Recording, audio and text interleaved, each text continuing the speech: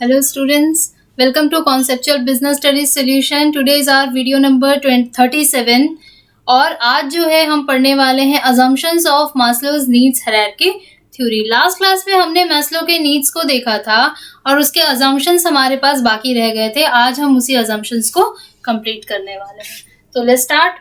First assumption है हमारा needs follow hierarchy. आप ये सारे assumptions को बच्चों ऑलरेडी जान रहे हो, बस पॉइंट में कैसे कन्वर्ट करोगे वो हमें बताना है. देखो, हमने ये बताया था कि जो हमारी मैस्लो की नीड है वो एक हायरार्की को फॉलो करती है, एक सीक्वेंस को फॉलो करती है.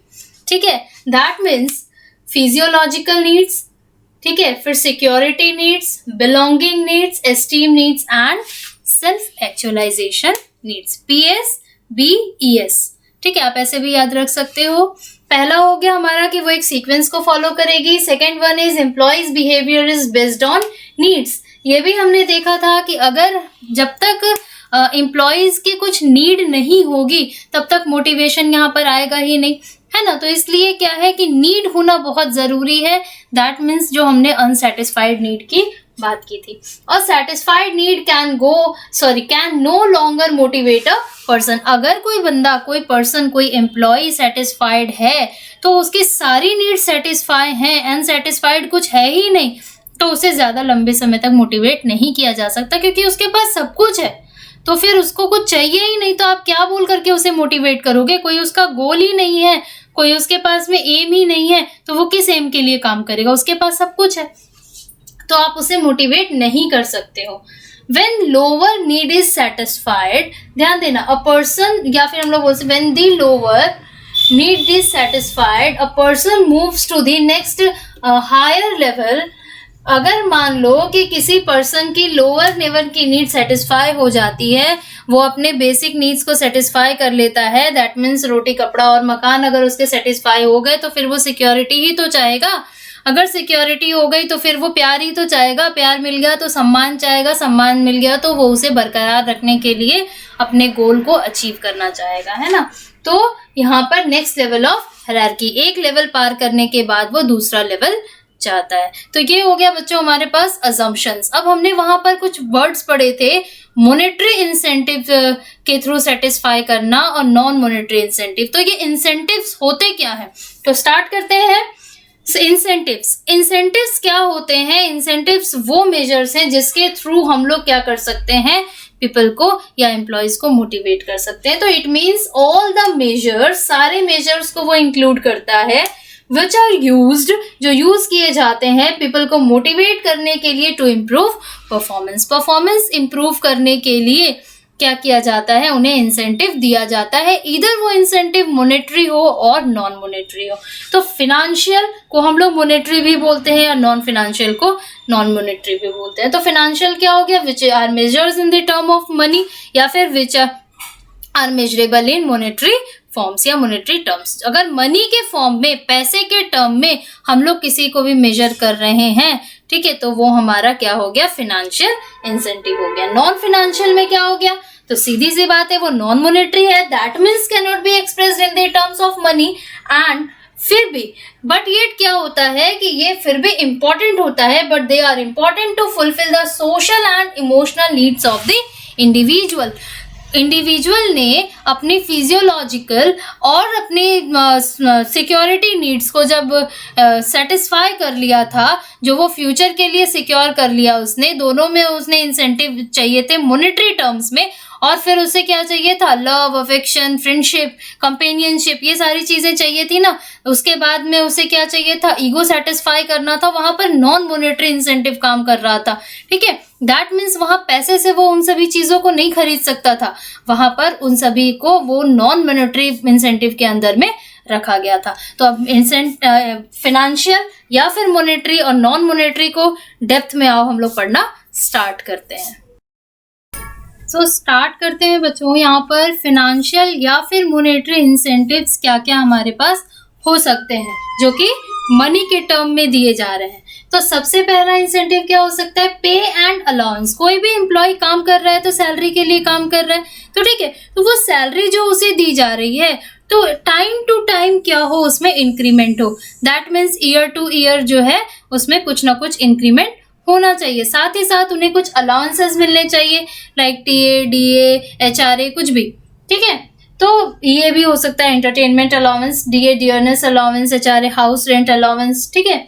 तो इस टाइप के उन्हें अलाउंसेस भी दिए जाने चाहिए। नेक्स्ट आता है बोनस। बोनस का मतलब आप लोग जनरली जानते हो कि सैलरी के अलावा कुछ पैसा दिया जाना, ठीक है। हो सकता है वो सेम एज सैलरी हो सकता है वो सैलरी से कम हो, वो डिपेंड करता है ऑर्गेनाइजेशन पर, ठीक है। तो extra amount above the salary हम लोग बोल सकते हैं कि सैलरी जितनी मिल रही है उससे ज्यादा। दैट मीन्स अगर किसी को 20,000 सैलरी मिल रही है तो अगर उसे 5,000 एक्स्ट्रा मिलते हैं, उस मंथ 25,000 मिलते हैं, तो वो 5,000 आपका बोनस हो जाता है। That means extra amount above the salary or wages paid to the employees. It can be in the form of free foreign trip, gold, etc.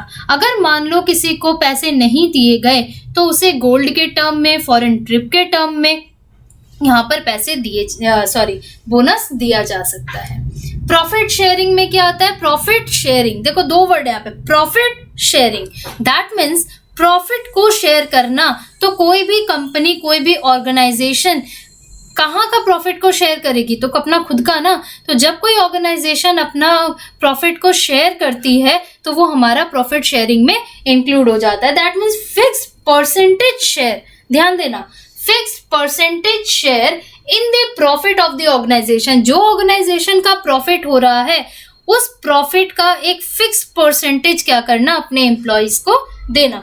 जब वो ऐसा करती है तो एम्प्लॉइज एनकरेज होते हैं to work efficiently. Here is the work efficiently, that means properly utilisation of resources and produce goods in minimum cost, ठीक है। मिनिमम कॉस्ट में क्या करना? प्रोडक्शन करना। वो चाहेंगे ना कि हम ज्यादा से ज्यादा प्रोडक्शन करें और वो प्रोडक्शन हमारा कम पैसे में हो ताकि प्रॉफिट ज्यादा हो। प्रॉफिट ज्यादा होगा तो उनको परसेंटेज भी ज्यादा मिलेगा। देखो परसेंटेज अमाउंट ज्यादा हो जाएगा उनका। देखो को पार्टनरशिप या स्टॉक ऑप्शन। बोलोगे मैम यहाँ स्टार क्यों बनाया? तो बच्चों ये 1 मार्क्स के लिए इंपॉर्टेंट हो जाता है। कई बार केस स्टडीज भी इससे रिलेटेड आ जाती हैं कि स्टॉक ऑप्शन क्या होता है या फिर को पार्टनरशिप क्या होती है। तो the shares of the companies, जो कंपनी के शेयर्स होते हैं वो मार्केट वालों के लिए कुछ और प्राइस पर और अपने एम्प्लॉइज के लिए कुछ और प्राइस पर। मान लो कि मार्केट में एक शेयर का दाम 100 रुपया है, ठीक है। तो उसके जो एम्प्लॉइज होंगे ना बच्चों, उस एम्प्लॉइज को हो सकता है 10% डिस्काउंट पर मिले, दैट मीन्स 90 रुपीज में मिले। तो the shares of the companies are offered at a set price of its employees which is lower.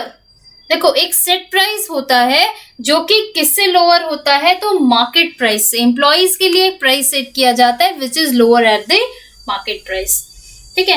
Retirement benefits देना। रिटायरमेंट बेनिफिट्स में क्या क्या आ जाएंगे? तो प्रोविडेंट फंड है, ग्रेचुइटी है, पेंशन है, ये सभी देना भी आपके फाइनेंशियल इंसेंटिव में आता है जो कि एम्प्लॉइज को मोटिवेट करता है। नेक्स्ट इज परक्यूजिट्स, पर्क्स, ठीक है, ये इसके अंदर में आ जाते हैं, ठीक है। तो यहाँ पर फ्रिंग्स आ जाते हैं।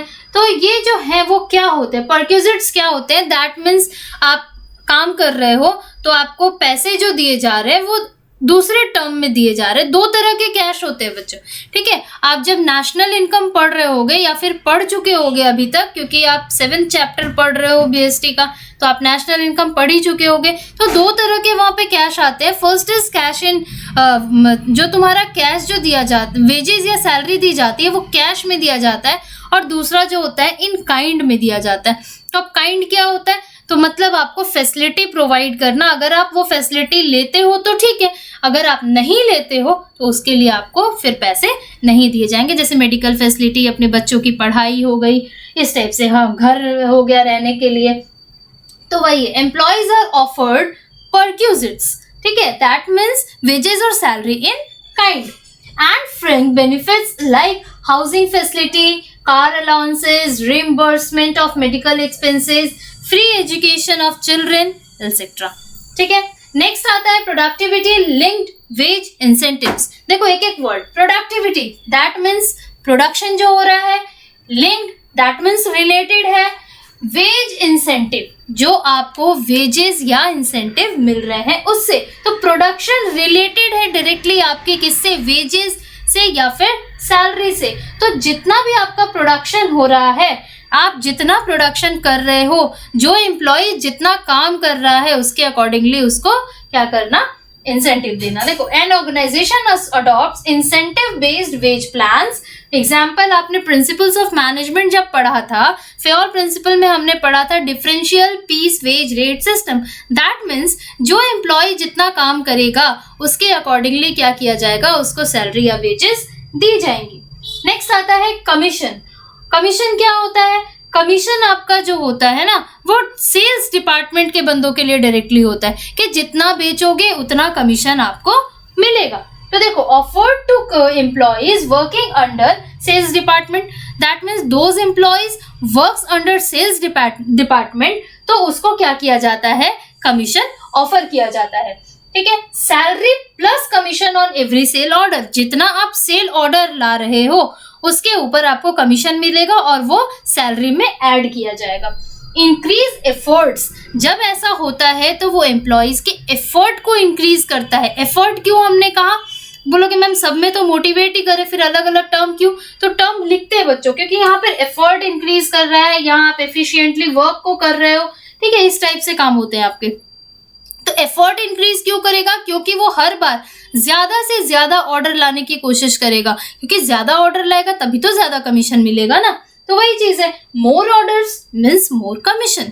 ठीक है, तो ये हमारा हो गया फिनेंशियल या फिर मॉनेटरी इंसेंटिव। नेक्स्ट क्लास में हमें पढ़ने हैं नॉन मॉनेटरी इंसेंटिव। तब तक के लिए कोई प्रॉब्लम हो तो कमेंट बॉक्स में लिखो, और नेक्स्ट क्लास देखने के लिए फिर से आपको सब्सक्राइब करना पड़ेगा।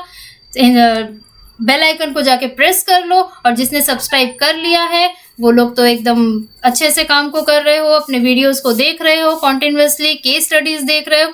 जिन्होंने नहीं किया है, पर्टिकुलर फिनेंशियल के लिए, आपने फिनेंशियल इंसेंटिव्स के लिए अगर वीडियो स्टार्ट की है बच्चों, तो आप सब्सक्राइब कर लो, क्योंकि पिछले वीडियोस में भी बहुत कुछ है जो कि आप इजीली समझ सकते हो, और आने वाली वीडियोस में भी आपको बहुत कुछ मिलेगा। साथ ही साथ जो है, हर वीक जनरली हमारी क्या होती है, एक लाइव क्लास होती है जिसमें कि हम लाइव आपके प्रॉब्लम्स को सॉल्व करते हैं। So like, share and subscribe. तब तक के लिए bye bye, have a nice day.